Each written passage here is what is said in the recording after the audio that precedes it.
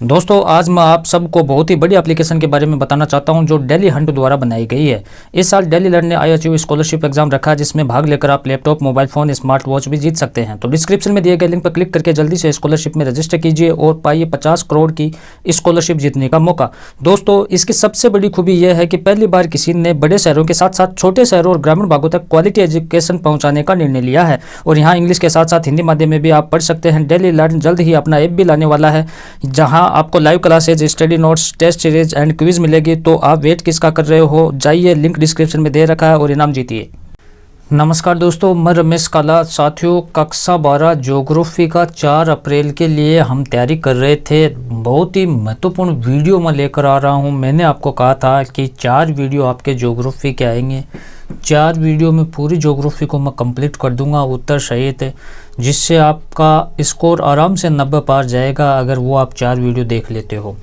तो ये दूसरा वीडियो है, एक वीडियो पहले हमने डाल दिया, ध्यान से इसको आपको देखना है, लास्ट तक आपको देख लेना है। छोटे छोटे वीडियो मैं बना रहा हूँ। तो ये 4 अप्रैल को आप ध्यान में रखते हुए इस ज्योग्राफी में अच्छे अंक लाने के लिए ये वीडियो आपके लिए बहुत ही लाभदायक है। तो पहला प्रश्न हमारा, संयुक्त अरब अमीरात में लिंगानुपात निम्न होने का कारण क्या है? तो क्या इसमें सही है कि पुरुष कार्यशील जनसंख्या का चयनित प्रवास। ठीक है। दूसरा क्वेश्चन है, निम्नलिखित में से कौन सी संख्या जनसंख्या के कार्यशील आयु वर्ग का प्रतिनिधित्व करती है? तो 15 से 59 वर्ष वाला। निम्नलिखित में से किस देश का लिंगानुपात विश्व में सर्वाधिक है? तो लेटेविया का है। किसका? लेटेविया का। ये तो हमारे RBC वाले मॉडल पेपर में भी पूछा गया, बहुत ही महत्वपूर्ण है, स्टार लगा लीजिए। विश्व की जनसंख्या का औसत लिंगानुपात प्रति 100 स्त्रियों पर पुरुषों की संख्या कितनी है? विश्व की बात चल रही है तो 102 है। उसके बाद है कि यूरोप के अनेक देशों में स्त्रियों की बेहतर स्थिति का कारण है। तो क्या कारण है साथियों? पुरुषों का उत्प्रवास गए हो जाएगा इसमें। नाइजीरिया का आयु लिंग पिरामिड का आधार कैसा है? तो त्रिभुजाकार है। ग्रामीण व नगरीय जनसंख्या में विभाजन का आधार है। तो देखो आयु लिंग संगठन है, व्यावसायिक संरचना है, जनसंख्या घनत्व है, सभी है इसमें। ठीक है। संयुक्त राष्ट्र संघ के में सूचीबद्ध देशों में कितने देशों का लिंग अनुपात स्त्रियों के लिए अनुकूल है? कितने? तो 139 का है। जनसंख्या पिरामिड प्रत्येक आयु वर्ग में बायां भाग का प्रतिशत व दायां भाग का प्रतिशत दर्शाता है। तो जनसंख्या पिरामिड प्रत्येक आयु वर्ग का बायां भाग पुरुषों को और दायां भाग स्त्रियों को प्रदर्शित करता है। ऑस्ट्रेलिया का आयु लिंग पिरामिड का आकार है तो घंटी के आकार का है। किसी देश में साक्षर जनसंख्या का अनुपात उसके सामाजिक आर्थिक विकास का सूचक होता है। न्यूजीलैंड का ग्रामीण नगरीय लिंग संगठन है तो 1051 से 955 तक। जापान का आयु लिंग पिरामिड दर्शाता है, आसमान जनसंख्या को दर्शाता है। अब इस प्रश्न के आप स्टार लगा लीजिए, जितना कहूँ उतना कम है। ये बहुत ही मोस्ट इंपॉर्टेंट क्वेश्चन है कि लिंगानुपात कैसे ज्ञात किया जाता है, उसका सूत्र आपको लिखना है। तो ये तो विदेश की बात चल रही है और ये भारत वाला आपको याद रख लेना है कि भारत में लिंगानुपात किस प्रकार से कि स्त्रियों की जनसंख्या बट्टे पुरुषों की जनसंख्या गुणा 100। तो स्त्रियों की जनसंख्या में पुरुष की जनसंख्या का भाग दे देना, गुणा 1000 से कर देना, गुणा 1000, है ना। एशिया के 2 देशों के नाम बताए लिंगानुपात निम्न है। चीन और भारत का लिंगानुपात निम्न है साथियों। उसके बाद आप देखें कि भारत में साक्षरता दर, साथियों महत्वपूर्ण प्रश्न है हमारा, भारत में साक्षरता दर से क्या अभिप्राय है? तो भारत में साक्षरता दर 7 वर्ष से अधिक आयु वर्ग वाले जनसंख्या प्रतिशत को पढ़ लिख सकता है, समझ के साथ अंक गणितीय परिकलन कर सकता है। देखो 7 वर्ष से अधिक आयु का होना चाहिए, थोड़ा बहुत उससे पढ़ लिख सकता है और अंक गणित का उससे ज्ञान होना चाहिए। कनाडा का ग्रामीण नगरीय अनुपात है कितना? तो ग्रामीण लिंगानुपात 1069 है और नगरीय लिंगानुपात 968 है। किसी देश में लिंग अनुपात प्रतिकूल होने के क्या कारण है? तो स्त्री भ्रूण हत्या है, स्त्री शिशु हत्या है, घरेलू हिंसा है, स्त्रियों की सामाजिक आर्थिक स्तर का निम्न होना है। उसके बाद है किसी देश में लिंगानुपात अनुकूल होने के क्या कारण है? तो स्त्री शिक्षा, रोजगार के अवसर, स्त्री पुरुष भेदभाव नहीं होना, स्त्रियों का सामाजिक आर्थिक स्तर उच्च होना। आयु संरचना विभिन्न आयु वर्ग के लोगों की संख्या को कैसे प्रदर्शित करती है? कैसे प्रदर्शित करती है? तो 0 से 14 आयु वर्ग आश्रित जनसंख्या बच्चों को शामिल किया जाता है। 15 से 59 आयु वर्ग ये जनसंख्या का बड़ा आकार विशाल कार्यशील एवं युवा जनसंख्या को इंगित करता है। 60 से इससे अधिक ये वृद्ध जनसंख्या को प्रदर्शित करता है। ठीक है, अब निबंधात्मक प्रश्न की मैं बात करूं तो निबंधात्मक प्रश्न जनसंख्या के ग्रामीण नगरीय संगठन का वर्णन करना है। इसके मैं आपको पॉइंट बता देता हूं क्योंकि वीडियो काफ़ी लंबा हो जाएगा। इसमें ग्रामीण नगरीय जनसंख्या में अंतर के मापदंड है। नगरीय जनसंख्या संगठन है, ग्रामीण नगरीय लिंग संगठन है। उसके बाद लिंगानुपात से आप क्या समझते हैं? लिंगानुपात के विश्व प्रतिरूप की विवेचना आपको करनी है। जनसंख्या में स्त्रियों और पुरुषों की संख्या के बीच अनुपात के लिंगानुपात कहा जाता है। कुछ देशों में लिंगानुपात का सूत्र आपको परिकलित करना है। ठीक है, अब देखो 4 के अध्याय से कुछ क्वेश्चन मैं आपको बता देता हूँ, छोटे क्वेश्चन। निम्न में से कौन सा एक प्राथमिक क्रियाओं में शामिल नहीं है? तो विनिर्माण नहीं है। पशुपाचारण आखेट कृषि प्राथमिक क्रिया है, विनिर्माण नहीं है। निम्न में से कौन सा फसल रोपण कृषि में सम्मिलित है? तो रबर, गन्ना, चाय सभी है। निम्न में से कौन सी विशेषता रोपण कृषि की नहीं है? तो निम्न प्रबंध एवं तकनीकी आधार ये नहीं है, बाकी है कृषि क्षेत्र का विस्तृत आकार है, अधिक पूंजी निवेश है, सस्ते श्रमिक है। निम्न में से भूमध्य सागरीय कृषि से संबंधित क्षेत्र नहीं है, तो मध्य कैलिफोर्निया। निम्नलिखित देशों में से किसमें सहकारी आंदोलन सर्वाधिक सफल रहा? तो डेनमार्क। खट्टे रसदार फलों की कृषि किस कृषि क्षेत्र की विशेषता है? तो भूमध्य सागरीय कृषि की, डी ऑप्शन सही हो जाएगा। वाणिज्य डेयरी कृषि का सबसे बड़ा प्रदेश कौन सा है?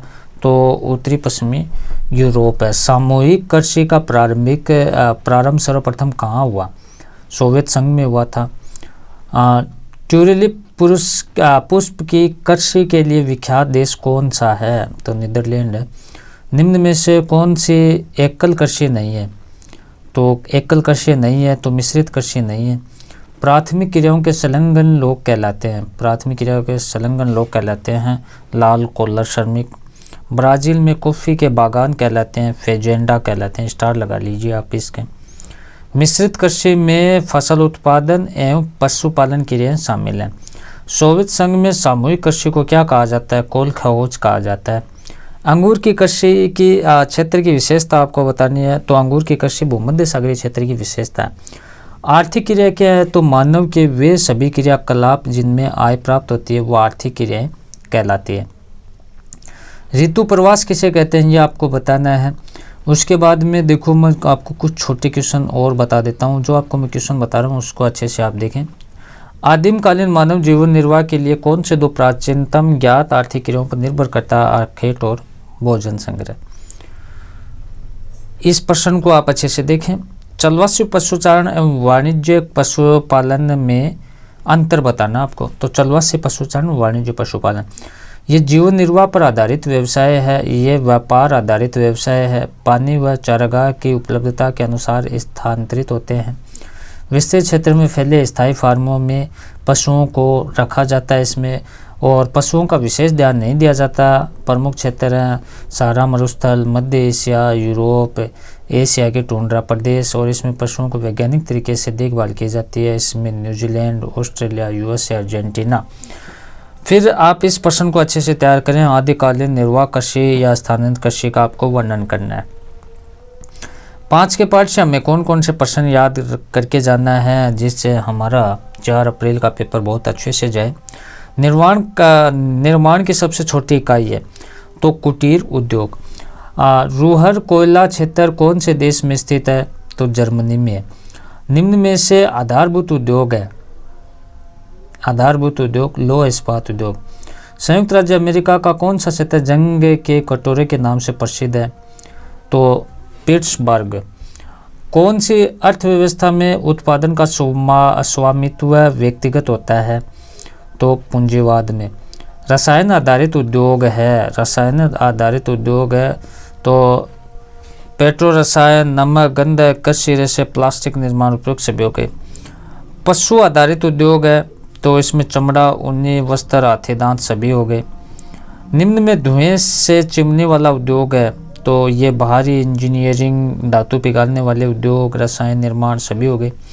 विनिर्माण से आशय किसी एक हमारा व्लॉग चैनल है गरीब की दुनिया के नाम से, उस चैनल को भी आप जरूर सब्सक्राइब करें। विनिर्माण से आशय किसी वस्तु का है तो उत्पादन का है। कच्चे लोहे में मैग्नीज मिलाकर इस्पात तैयार किया जाता है। विनिर्माण का शाब्दिक अर्थ है तो हाथ से बनाना। महान झील औद्योगिक प्रदेश देश में स्थित है, संयुक्त राज्य अमेरिका में। सिलिकॉन घाटी यूएसए के नगर के पास स्थित है, सैन फ्रांसिस्को।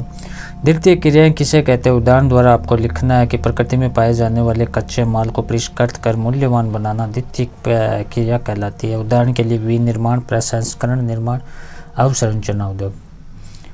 तो ये हमारे कुछ क्वेश्चन थे, इनको ही आपको अच्छे से तैयार कर लेना है। बाकी हम अगले पार्ट में डालेंगे, लेकिन ये क्वेश्चन आपको अच्छे से तैयार कर लेना। प्राथमिक या द्वितीय क्रियाओं में अंतर लिखिए। तो एक तरफ प्राथमिक क्रिया लिख देनी है, दूसरी तरफ द्वितीय क्रिया लिख देनी है कि पर्यावरण में प्राप्त पदार्थों का सीधा उपयोग किया जाता है। इसमें पर्यावरण से प्राप्त पदार्थों को परिष्कृत करके उपयोग किया जाता है। प्राप्त उत्पाद कम मूल्यवान होते हैं, प्राप्त उत्पाद अधिक मूल्यवान होते हैं। द्वितीय क्रिया में कम पूंजी की आवश्यकता इसमें होती है, उदाहरण कृषि, आखेट खनन, और अधिक पूंजी की आवश्यकता होती है द्वितीय में, जैसे विनिर्माण, प्रसंस्करण। ठीक है, तो इस प्रकार से ये हमारा, हम इतने क्वेश्चन इसमें देखेंगे, बाकी के क्वेश्चन हम नेक्स्ट पार्ट में देखेंगे। तो 4 अप्रैल के लिए ये 4 वीडियो आपको ज़रूर देखना है, जिससे आप 90+ जांच को ध्यान से इसको देखना है। धन्यवाद साथियों।